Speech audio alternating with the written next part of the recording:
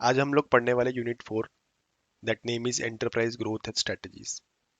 Enterprise growth strategies, जैसा कि chapter में ही मेंशन है, चैप्टर के नेम में ही मेंशन है कि हम लोग यहाँ पर एंटरप्राइज के ग्रोथ के बारे में बात कर रहे हैं और उसकी ग्रोथ कैसी होगी उसकी स्ट्रेटजी के बारे में बात करेंगे हम लोग यहाँ पर। सबसे पहले एंटरप्राइज ग्रोथ का मतलब समझे हम लोग क्या होता है। ग्रोथ को हम हिंदी में कहते हैं वृद्धि। हम्म? तो ग्रोथ का मतलब यहाँ पर ये हुआ किसी भी एंटरप्राइज का टर्नओवर बढ़ना। टर्नओवर का मतलब होता है कि टोटल सेल्स कितनी है हमारे पूरे साल में, उसको टर्नओवर कहते हैं। साथ ही साथ नंबर ऑफ एम्प्लॉयज का बढ़ना, किसी भी बिजनेस में नंबर ऑफ एम्प्लॉयज बढ़ते हैं तो वो ग्रोथ कहलाती है उस एंटरप्राइज की। नेक्स्ट आता है प्रॉफिट। अब किसी भी एंटरप्राइज का प्रॉफिट बढ़ेगा तो वो भी क्या कहलाएगी, ग्रोथ। तो ये तो एक सिंपल सा मीनिंग था एंटरप्राइज ग्रोथ क्या होती है। अब उसकी स्ट्रैटेजीज क्या है, किस तरह से एंटरप्राइज की ग्रोथ होती है। तो बेसिकली स्ट्रैटेजी जो हमारी होती है एक्सपेंशन। क्या होती है, एक्सपेंशन। एक्सपेंशन का यहाँ पर मतलब हुआ कि बिजनेस का, अब बिजनेस को एक्सपैंड करना। So there are two ways to expand the business. One is internal expansion, another one is external expansion. जैसे कि यहाँ पर मेंशन है, इंटरनल एक्सपेंशन का मतलब क्या होता है कि इंटरनली बिजनेस कैसे एक्सपेंड होगा। इंटरनली का मतलब क्या हुआ यहाँ पर। फॉर एग्जाम्पल, आप अपने बिजनेस के अंदर अपनी मशीनरीज बढ़ा रहे हैं, आप अपने बिजनेस के अंदर नंबर ऑफ एम्प्लॉयज को बढ़ा रहे हैं और अपनी प्रोडक्शन कैपेसिटी को बढ़ा रहे हैं। तो जब मशीनरीज बढ़ेगी, नंबर ऑफ एम्प्लॉयज बढ़ेंगे, आप लोग रॉ मटेरियल भी ज़्यादा खरीदोगे तो उससे आपकी प्रोडक्शन कैपेसिटी बढ़ेगी। आप अपनी टेक्नोलॉजी को भी अपग्रेड करोगे। क्या करोगे, टेक्नोलॉजी को भी अपग्रेड करोगे। जो पहले पुरानी मशीनरीज चला करती थी, आप उसको रिप्लेस करके नई मशीनरीज लेकर के आ रहे हो। तो यहाँ पर टेक्नोलॉजिकल अपग्रेडेशन हुआ कि नहीं हुआ। तो यहाँ पर टेक्नोलॉजी भी आप अपग्रेड कर रहे हैं। साथ ही साथ अगर आप इंटरनली एक्सपेंड, काफी ज्यादा आपने मशीनरीज भी चेंज कर ली है, सब कुछ कर लिया, लेकिन फिर भी आप एक्सपेंड नहीं हो पा रहे, तो और भी कई सारे तरीके होते हैं। फॉर एग्जांपल, कि एक कंपनी है जो फूड इंडस्ट्री में काम करती है, जैसे नेस्ले की हम लोग बात कर लेते हैं यहाँ पर।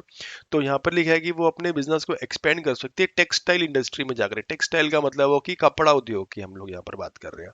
तो कपड़े के बिजनेस में जाकर के वो अपने बिजनेस को एक्सपेंड कर सकती है। लेकिन यहाँ पर ध्यान रखना, यहाँ पर वो किसी भी अदर कंपनी या अदर फर्म से नहीं जुड़ रही है। ठीक है, जो भी सब कुछ हो रहा है वो अपना इंटरनली है, एक्सपैंड हुआ हो रहा है यहाँ पर। साथ ही साथ वो अपने और कैपिटल को भी रेज कर सकती है। जब कैपिटल स्ट्रक्चर का मतलब होता है जब उसकी किसी भी कंपनी या फर्म की कैपिटल बढ़ती है तो भी उसकी ग्रोथ कहलाती है। ठीक है, तो ये था हमारा इंटरनल एक्सपेंशन। इसमें ग्रीन कलर से जैसे कि मैंने यहाँ पर लिखा हुआ है, ये बातों का ध्यान रखना। इंटरनल एक्सपेंशन में हम किसी के साथ मर्ज नहीं हो रहे हैं, हम किसी के साथ जुड़ नहीं रहे हैं, और ना ही किसी को एक्वायर कर रहे हैं, और ना ही हम किसी भी आउटसाइडर के साथ में कोलैबोरेशन कर रहे हैं। हम जो भी कुछ कर रहे हैं हम खुद से कर रहे हैं। हमारी कंपनी है, हम उसकी नई डिवीजन खोल सकते हैं, हम उसकी नई यूनिट खोल सकते हैं। क्लियर है ये बात। जैसे फॉर एग्जांपल इंटरनल एक्सपेंशन का मतलब है, जैसे बाटा की हम लोग बात कर लें। बाटा क्या करता है, अपनी नई नई अलग अलग जगह यूनिट्स खोलता है, अलग अलग स्टेट्स में यूनिट्स खोल रहा है, इंडिविजुअल यूनिट्स। लेकिन वो किसी के साथ में भी ना मर्ज हो रहा है, ना एक्विजिशन हो रहा है। यहाँ तक बात क्लियर है आपको। ठीक है, नेक्स्ट चलते हैं हमारा एक्सटर्नल एक्सपेंशन। एक्सटर्नल एक्सपेंशन का मतलब होता है जब दो या दो से ज्यादा बिजनेस आपस में जुड़ते हैं, मर्ज होते हैं, तो वो एक्सटर्नल एक्सपेंशन कहलाता है। ठीक है, यहाँ पर साथ साथ में ये भी लिखा हुआ है कि कॉम्बिनेशन ऑफ टू और मोर सिमिलर बिजनेसेस, और साथ में ये भी लिखा है नॉट ऑलवेज, हमेशा ऐसा नहीं होता है।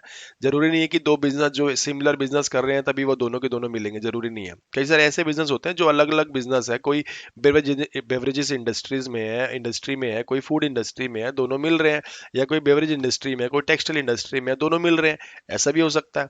ठीक है, लेकिन दोनों का जो ऑब्जेक्टिव है और जो गोल है वो कॉमन होना चाहिए। जैसे कि कुछ कंपनीज का ऑब्जेक्टिव ये होता है कि प्रॉफिट मैक्सिमाइजेशन करना, कुछ कंपनीज का ऑब्जेक्टिव होता है कि मार्केट में अपना शेयर को मैक्सिमाइज करना, ज्यादा से ज्यादा प्रोडक्ट हमारा बिके।